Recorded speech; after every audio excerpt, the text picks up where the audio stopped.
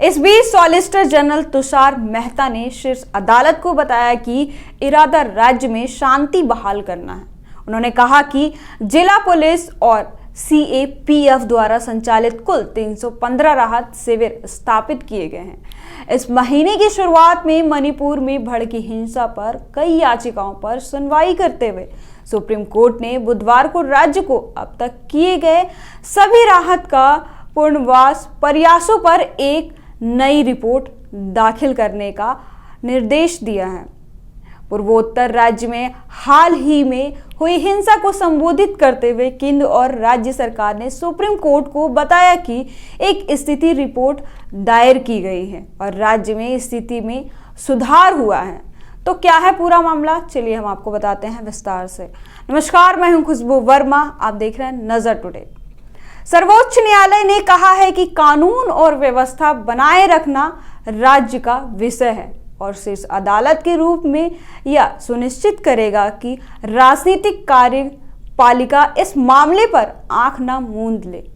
इस बीच solicitor general Tushar Mehta ने शीर्ष अदालत को बताया कि इरादा राज्य को शांति बहाल करना है। उन्होंने कहा कि जिला पुलिस और सीएपीएफ द्वारा संचालित कुल 315 राहत शिविर स्थापित किए गए हैं। राज्य सरकार ने राहत उपायों के लिए 3 करोड़ रुपए का आकस्मिक कोष स्वीकृत किया है। एसजी मेहता ने कहा कि अब तक करीब 46,000 लोगों को मदद मिल चुकी है। हमें मणिपुर हाई कोर्ट के आदेश पर रोक लगानी होगी। यह पूरी तरह से तथ्यात्मक रूप से गलत है और हमने जस्टिस मुरलीधरन को उनकी गलती को सुधारने के लिए समय दिया और उन्होंने ऐसा नहीं किया। हमें अब इसके खिलाफ कड़ा रुख अपनाना होगा।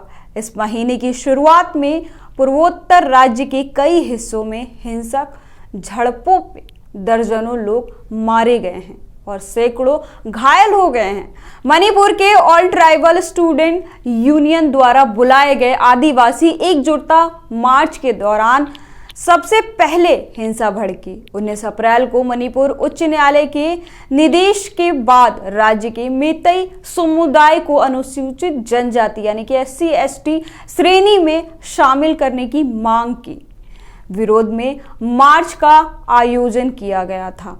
मणिपुर राज्य में बहुसंख्यक मेतई समुदाय के लिए अनुसूचित जनजाति का दर्जा मांगने वाली मेतई जनजाति संघ द्वारा दायर एक याचिका पर सुनवाई करते हुए अपने अप्रैल 19 के आदेश में मणिपुर उच्च न्यायालय ने पाया कि इस मुद्दे पर अब तक कोई निर्णय नहीं लिया गया क्योंकि राज्य सरकार की लापरवाही जिसने आज तक मेतई समुदाय को SC/ST सूची में शामिल करने के लिए केंद्र को सिफारिश नहीं भेजी।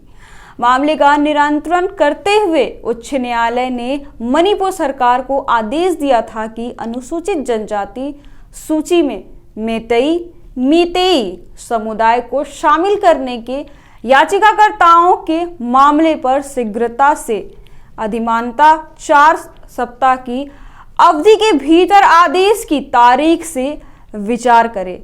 इस बीच सॉलिसिटर जनरल तुषार मेहता ने शीर्ष अदालत को बताया कि इरादा राज्य में शांति बहाल करना है। उन्होंने कहा कि जिला पुलिस और सीएपीएफ द्वारा संचालित कुल 315 राहत शिविर स्थापित किए गए हैं।